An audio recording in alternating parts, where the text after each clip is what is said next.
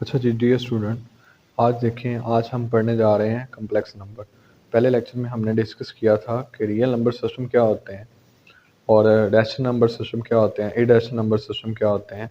तो अब हम नंबर सिस्टम में क्योंकि देख रहे हैं रियल और कम्प्लेक्स नंबर दोनों को देखना था, आज हम यहाँ पे देखते हैं कि कम्प्लेक्स नंबर सिस्टम हमारे पास क्या होते हैं। सबसे पहले basic definition, the number that can be return in form of a plus iota b where a b are real and iota is equal to under root minus one. तो ऐसे number को हम कम्प्लेक्स नंबर कहेंगे। यहाँ पे under root क्या होता है? इमेजिनरी नंबर कहते हैं अंडर रूट के अंदर अगर माइनस आ जाए। तो ये ऐसे नंबर हैं, आप देखें, आपने जितने भी रियल नंबर सिस्टम के अंदर सेट पढ़े होंगे, आपने कभी भी ऐसा नहीं देखा होगा कि अंडर रूट के अंदर माइनस आ जाता है। तो इस तरह के नंबर्स के बारे में हमारे पास ज़्यादा इन्फॉर्मेशन नहीं है, इसलिए हम ऐसे नंबर्स को इमेजिनरी नंबर्स कंसीडर कर रहे हैं। तो इसलिए हमारे पास जो अंडर रूट के अंदर माइनस जब भी आएगा, हम उसे इमेजिनरी नंबर से डिनोट करेंगे। अब देखें, यहाँ पे ये तो हो गई बेसिक डेफिनेशन कम्प्लेक्स नंबर की। अब कम्प्लेक्स नंबर पे हमें किस किस तरह की प्रॉब्लम फेस करनी पड़ सकती हैं, या बेसिक ऑपरेशन कौन से हैं जो हम किसी भी कम्प्लेक्स नंबर सिस्टम पे अप्लाई कर सकते हैं। तो इसमें सबसे पहली बात तो ये है कि आयोटा की पावर सॉल्व करना। आयोटा, ये जो आपके पास कम्प्लेक्स नंबर है ना, अंडर रूट माइनस वन, ये इसे आयोटा कहते हैं। तो आयोटा की पावर के बारे में बस आपने ये बात याद रखनी है कि आयोटा की पावर कुछ भी आ जाए, उसका आंसर या तो प्लस माइनस वन वन होगा, प्लस का या माइनस का, या प्लस का योटा होगा या माइनस का योटा होगा। इन चार पॉसिबिलिटीज़ के अलावा उसका कोई आंसर नहीं आ सकता। और इसके अलावा आपने भी याद रखना है, योटा की पावर नेगेटिव कह रहा हूँ, इवन आ सकती है या ओड आ सकती है। इवन पावर के लिए सेम मेथड रहेगा और ओड पावर के लिए सेम मेथड रहेगा। यानी अगर आप दो मेथड समझ लें तो योटा की कोई भी पावर आपको दे दी जाए तो आप उसको सॉल्व कर लेंगे। इतना मुश्किल काम नहीं है। बड़ी पावर का मतलब मुश्किल नहीं होता। बड़ी पावर भी उतने ही स्टेप लेगी जितना छोटी पावर लेती। जैसे योटा की पावर 100 वाला, 100 एक इवन नंबर है। तो जब भी आपके पास इवन नंबर आया करेगा योटा की पावर के केस में, तो ये आपके लिए आसानी हो जाया करेगी। यानी योटा की पावर अगर आपके पास इवन आ रही है तो आपने क्या करना है, जो पावर है उसको 2 पे डिवाइड कर देना है। जैसे कि मैं आपको बताता हूँ, 100 आया, आप 100 को 2 पे डिवाइड करें तो वो कितना आंसर आएगा, 50। तो ये आपका जो 2 है और ये जो 50 है, 2 तो हर बार ही आना ही आना है। तो 2 जो है, हम यानी अगर आप अयोटा है 2 को अंदर लिखेंगे, 50 को बाहर लिख देंगे। टोटल जो अगर इनको मल्टीप्लाई करेंगे वापस 100 भी बन जाएगा। तो इस तरह से हमने उसको 2 पे डिवाइड करके बाहर जो बचेगा वो उसकी पावर ले लेनी है। और आपने ये भी याद रखना है, क्योंकि iota under root minus one के इक्वल होता है, इसलिए योटा का अगर स्केयर ले लिया जाए तो वो माइनस वन के इक्वल होगा, अंडर रूट खत्म हो जाएगा। तो ये आपने ज़रा जहन में रखना है। तब यहाँ पे देखें, योटा स्केयर है, माइनस वन के इक्वल है। अब ये माइनस वन की पावर आ गई 50। तो यहाँ पे एक रूल ये भी जहन में आपको रखना पड़ेगा कि जब भी किसी नेगेटिव, अगर माइनस वन की पावर हम ले रहे हैं, यानी कोई भी नंबर है, अगर वो नेगेटिव उसकी पावर इवन है, इवन का मतलब एक जुफ्त नंबर है, तो वो माइनस खत्म हो जाता है। और अगर उसकी पावर ओड है तो माइनस खत्म नहीं होता। मैं आपको मिसाल देता हूँ, माइनस वन का square is equal to minus one multiply by minus one, तो माइनस माइनस प्लस वन आ जाएगा। इसी तरह माइनस वन की पावर थ्री, तो ये होगा minus one multiply by minus one multiply by minus one, तो minus minus plus minus minus और वन मल्टीप्लाई बाय वन। तो ये हमारे पास बेसिक रूल होता है इस चीज़ को समझने के लिए। अब नेक्स्ट है कि जब अयोटा की पावर ओड नंबर आ जाए, जैसे 101 आ गई, और इवन की भी कुछ एग्जांपल्स हैं ये आपके सामने। जैसे 12 है, योटा स्केयर 2 6 12 होता है, इसलिए 2 अंदर आ जाएगा, 6 बाहर। 8 है तो 2 4 8 होता है। अगर पावर ओड नंबर आ गई तो क्या करेंगे, देखें, योटा की पावर 101 आ गई तो कोई मसला नहीं, आप योटा की पावर 100 को सेपरेट कर दें और योटा को अलग कर दें। अब हमने सीखा हुआ है ना, योटा की पावर अगर इवन हो जाए तो उसको कैसे सॉल्व करते हैं। तो सेम स्टेप आपने ये 100 वाले यहाँ पे ले आने हैं। तो अयोटा साथ वैसे आता रहेगा ये वाला। तो जब आप फाइनल आंसर लिखेंगे तो आपके पास इस तरह से आंसर निकल आएगा। और यहाँ पे लिखा हुआ है माइनस योटा की पावर 5। मोस्ट कंफ्यूजिंग क्वेश्चंस है। बाद बच्चे माइनस खत्म कर देते हैं, तो माइनस खत्म नहीं होगा। माइनस की अलग से पावर 5 आएगी और योटा की पावर 5 आएगी। तो माइनस की पावर 5 का मतलब माइनस ही है। 5 बार माइनस करें, जमा, माइनस माइनस जमा, फिर तीसरी बार करेंगे तो माइनस हो जाएगा, चौथी बार करेंगे जमा, पांचवी बार फिर जब आप माइनस उसमें ऐड करेंगे या उनको मल्टीप्लाई करेंगे तो वो फिर से माइनस हो जाएगा। तो आपने यहाँ पे योटा की पावर 5, यानी माइनस योटा की पावर 5, फिर उसको 4 अलग कर दें, योटा अलग कर दें। 4 को 2 मल्टीप्लाई बाय 2, योटा स्केयर का स्केयर लिखा जा सकता है। योटा स्केयर माइनस वन के इक्वल होता है। इस तरह से हमारे पास इसका भी आंसर आ जाएगा। नेक्स्ट एग्जाम्पल योटा 27 है, 26 योटा करेंगे, 13 मल्टीप्लाई बाय 2 भी 26 होता है, योटा वैसे आ जाएगा। तो इस तरह से इसका भी आंसर हमारे पास आ जाएगा। तो ये था हमारे पास, अगर योटा की पावर आ जाए तो उसको कैसे सॉल्व किया जाता है। नेक्स्ट है जी, अब हम देखेंगे ऑपरेशन कौन कौन से होते हैं आमतौर पर कम्प्लेक्स नंबर के ऊपर। तो कम्प्लेक्स नंबर के ऊपर एक ऑपरेशन होता है जिसका नाम कॉन्जुगेट है। कॉन्जुगेट क्या चीज़ होती है कि अगर आपके पास एक रियल नंबर आ गया, और सॉरी रियल नंबर नहीं, कम्प्लेक्स नंबर आ गया, उसके ऊपर इस बार लगी हुई है, इस बार का मतलब कम्प्लेक्स नंबर के ऊपर अगर बार लगी है तो इसका मतलब ये एक जो है वो कम्प्लेक्स नंबर के ऊपर बार का मतलब है हमने उसका कॉन्जुगेट कैलकुलेट करना है। कॉन्जुगेट बहुत ईजी होता है, आपने योटा ढूंढना है और योटा वाला साइन चेंज कर देना है। अयोटा के साथ अगर कोई रकम है तो यानी अयोटा, अगर आपके पास 4 अयोटा लिखा है प्लस में, तो आपने उसको क्या करना है, अगर उसका कॉन्जुगेट आ गया आपने उसको -4 अयोटा कर देना, रियल पार्ट को नहीं छेड़ना। याद रखें रियल पार्ट सेल्फ कॉन्जुगेट होता है, अगर आप किसी रियल पार्ट का कॉन्जुगेट ले लेते हैं तो वो वही नंबर आ जाता है, इसलिए रियल नंबर्स को सेल्फ कॉन्जुगेट भी कहा जाता है, ये अपने कॉन्जुगेट खुद ही होते हैं। अब नेक्स्ट देखें, अगर कोई कम्प्लेक्स नंबर है जैसे कि 2 + 3 अयोटा, स्क्रीन पे एग्जांपल है, आपने इसका कॉन्जुगेट लेना है तो ये 2 - 3 अयोटा हो जाएगा हमारे पास, ठीक है। इसी तरह अगर सिर्फ अयोटा है, अयोटा का कॉन्जुगेट लेना है, माइनस अयोटा है उसका कॉन्जुगेट लेना है तो माइनस प्लस हो जाएगा। अयोटा पहले आ गया, सिर्फ अयोटा का साइन चेंज करना है आपने, रियल पार्ट जैसे -1 आ रहा है उसको नहीं छेड़ना आपने। तो ये हमारे पास एक कंसेप्ट था कॉन्जुगेट लेने का।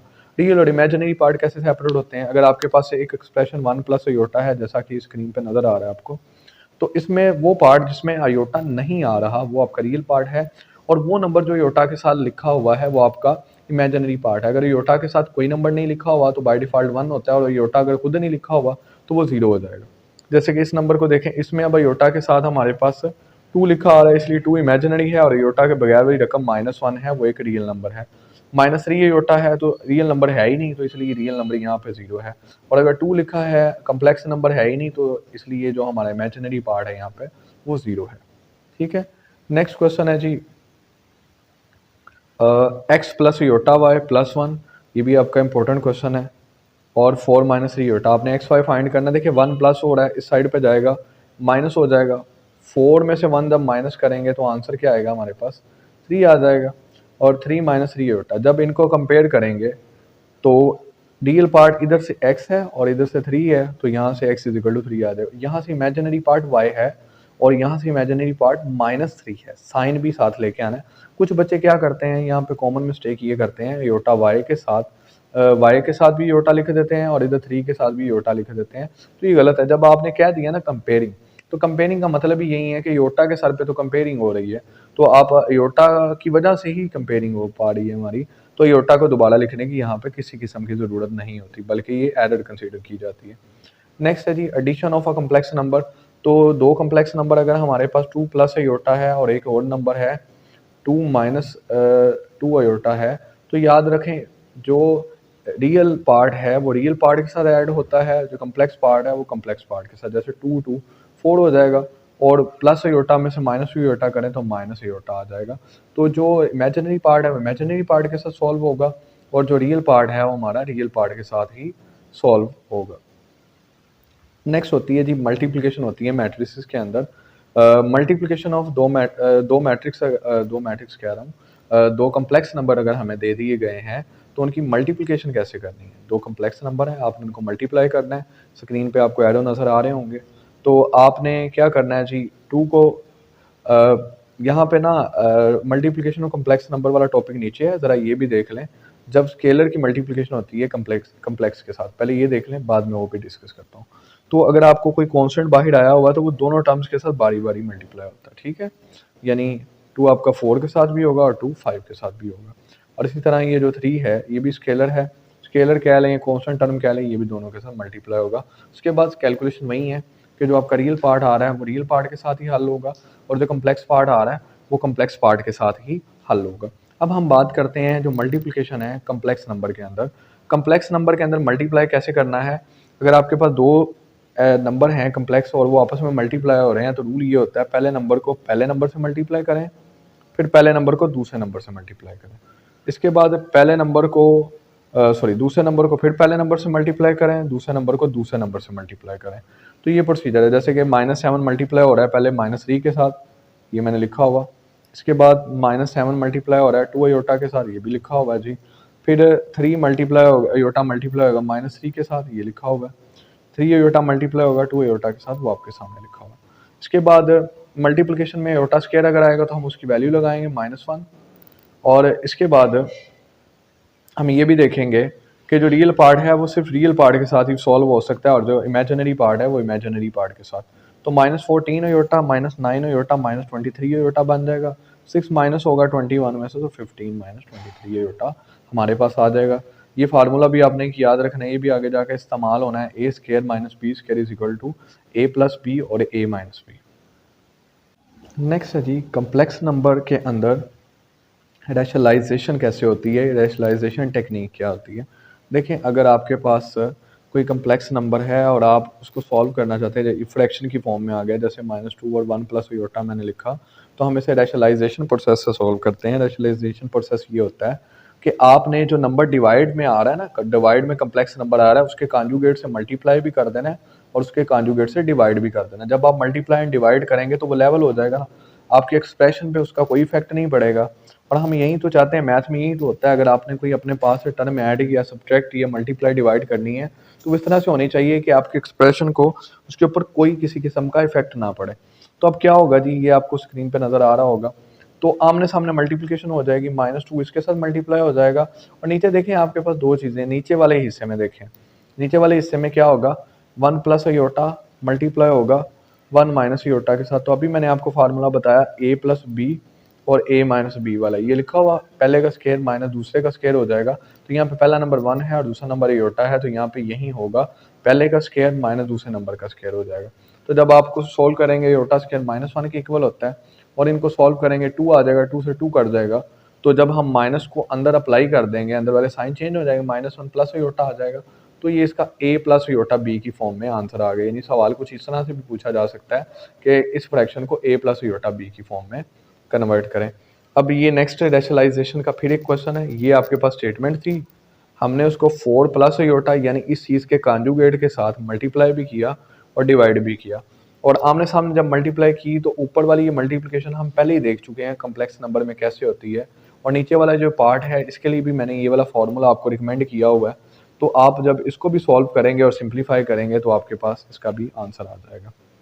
नेक्स्ट है जी, कुछ बड़े ही इंपॉर्टेंट सवालात हैं जो पेपर में पूछे जाते हैं और आ भी चुके हैं, पूछे भी जा चुके हैं और पूछे जा भी सकते हैं। तो पहली बात तो ये है कि ये क्वेश्चन आप अक्सर इग्नोर कर जाते हैं।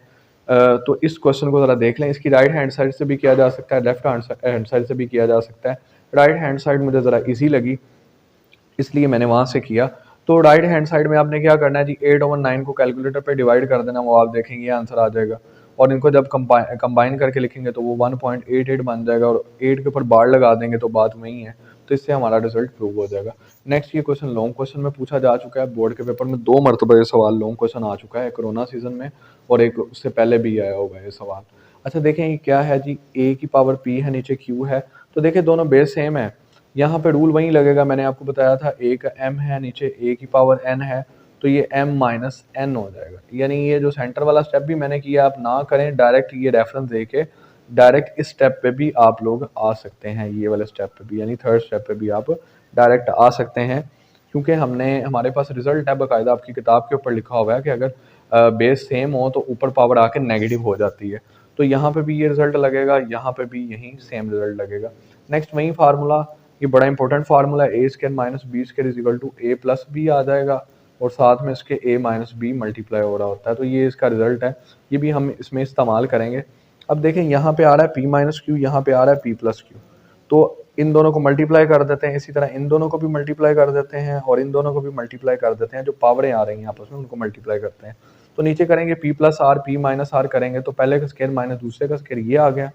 इस तरह इन दोनों को जब मल्टीप्लाई करेंगे तो पहले का स्केयर माइनस दूसरे का स्केयर आ जाएगा। इसको मल्टीप्लाई करेंगे तो पहले का स्केयर माइनस दूसरे का स्केयर आ जाएगा। अब फिर देखिए, बेस सबकी सेम है, तो मैं नीचे वाला पार्ट भी ऊपर ले जाता हूँ। ऊपर जाके पावर वैसे भी नेगेटिव हो जाती है, तो हमने ब्रैकेट लगा के इनके बाहर एक नेगेटिव का साइन लगा दिया, नेगेटिव का साइन लगा दिया। उसके बाद जब ब्रैकेट को ओपन करेंगे तो आप देखेंगे कि सारे numbers p square minus q square plus q square minus r square minus p square plus r square, ये सारे कट हो जाते हैं। जब सब कुछ कट जाएगा तो ए के ऊपर कुछ नहीं बचेगा, ए की पावर 0 बच जाएगी, तो ये 1 की इक्वल होती है। और नीचे हमारे पास फ्रैक्शन में जो 5 आ रहा है वो वैसे आ जाएगा, तो हमारा फाइनल आंसर 1/5 हो जाएगा। तो ये बड़ा इंपॉर्टेंट क्वेश्चन है, देख लें ये कितना को मुश्किल सवाल है, एक इंतहाई आसान सवाल है।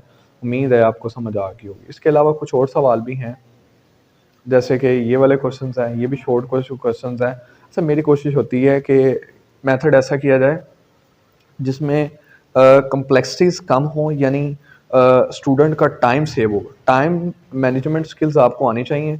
मैं इसके ऊपर एक वीडियो बनाऊंगा कि टाइम को आपने कैसे मैनेज करना है। देखें, हमारे पास बादू का 2 रास्ते होते हैं, एक लॉन्ग कट होता है, एक शॉर्ट कट होता है। लेकिन मैं आपको ये नहीं कह रहा कि आपको स्टेप छोड़ के लिखें, कुछ कुछ चीज़ें बिल्कुल वैलिड हैं। अगर हम उनको मिनिमाइज करके उसका इस्तेमाल करें, उन रिजल्ट को इस्तेमाल करें, तो हमारे क्वेश्चन में आसानी भी आ जाती है, क्वेश्चन छोटा भी हो जाता है। और अगर क्वेश्चन छोटा होगा, टाइम कम लगे, और याद रखें जितना कम लिखेंगे उतनी गलती के चांसेस भी कम होंगे, जितना ज़्यादा लिखेंगे उतने गलती के चांसेस भी बढ़ते जाएंगे। तो इसलिए कोशिश करें जो इफेक्टिव मेथड है उनको फॉलो करें। जैसे ये वाला क्वेश्चन है, हज़ारों मेथड है इसको करने के, लेकिन जो मेरी नज़र में सबसे आसान मेथड है वही रिजल्ट जो मैंने आपको बताया बार बार। मैं आपकी बुक में से रेफरेंस देने को तैयार हूँ, अगर किसी को इस बात पर इतराज़ है। आपकी बुक में ये रिजल्ट लिखा हुआ है, तो मैंने उसी रिजल्ट को ही इस्तेमाल किया, तो इसलिए ये वैलिड है। आप इसका रेफरेंस भी दे के सामने लिख सकते हैं, 1 स्टेप के अंदर आपका क्वेश्चन सॉल्व हो जाएगा। तो ये आपके पास स्क्रीन में इसके सामने इसका आंसर नज़र आ रहा है। इसके बाद देखें, रूल होता है कि अगर आपके अंडर रूट का इंडेक्स ये वाली चीज़ सेम हो और दूसरे अंडर रूट का भी इंडेक्स, और इन दोनों का इंडेक्स सेम है, तो इसके अंदर जो आएगा, इसके अंदर जो आएगा, वो दोनों आपस में मल्टीप्लाई हो जाएंगे, यानी ये दोनों आपस में मल्टीप्लाई हो जाएंगे। ये रूल होता है।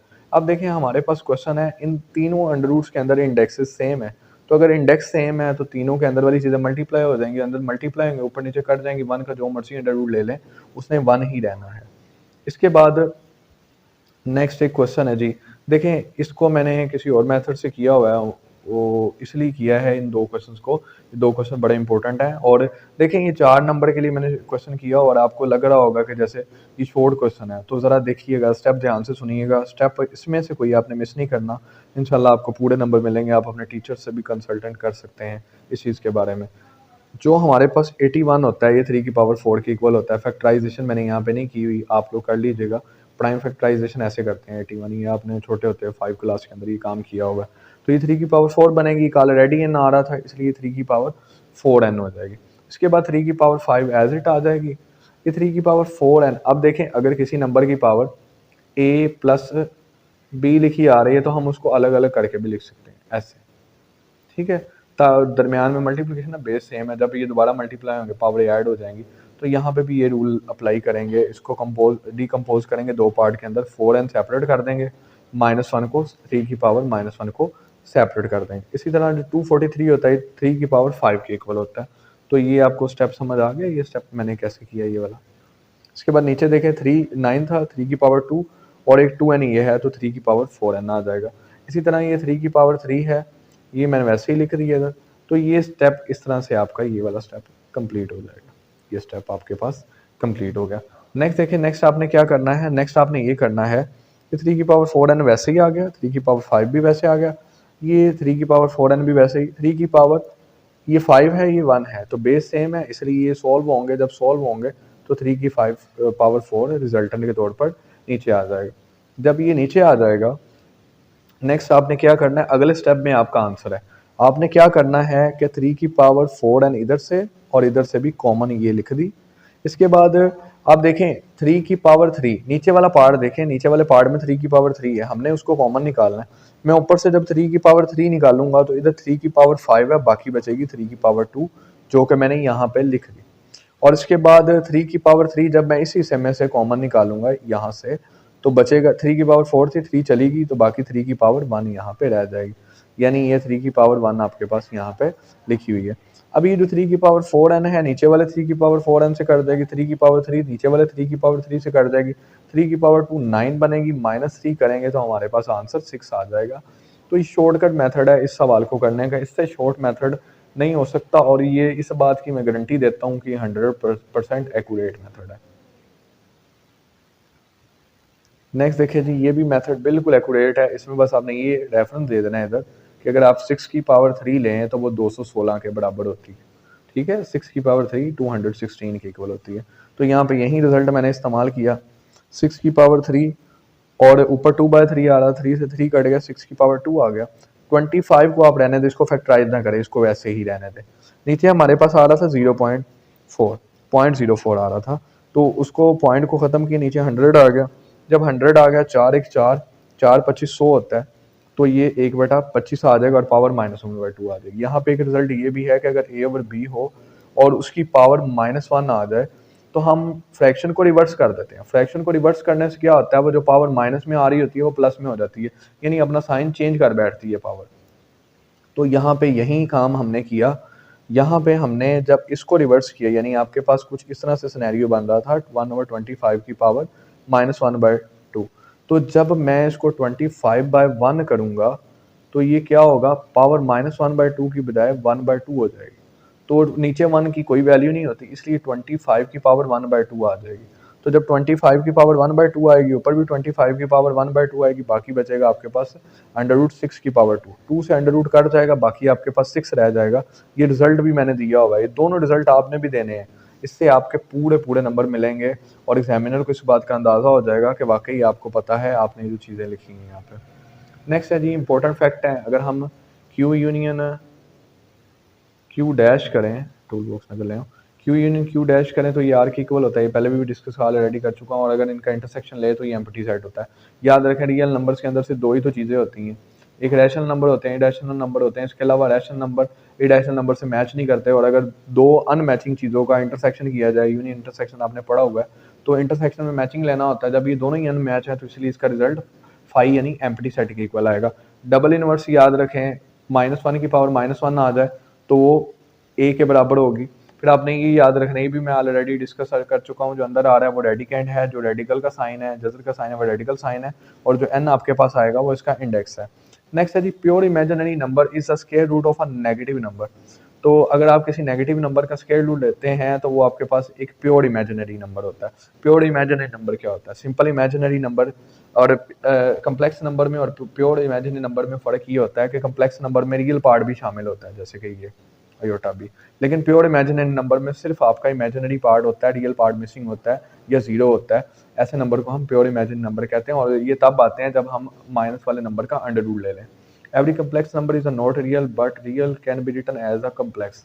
तो जी अगर आपके पास कोई रियल नंबर है तो आप उसको ज़बरदस्ती कम्प्लेक्स नंबर के सूरत में लिख सकते हैं, लेकिन अगर कोई कम्प्लेक्स नंबर है तो आप इसको ज़बरदस्ती करके रियल नंबर नहीं बना सकते। तो इसलिए हमें यहाँ से एक बात पता लगती है कि जो आर का सेट है ये सब सेट है सी का।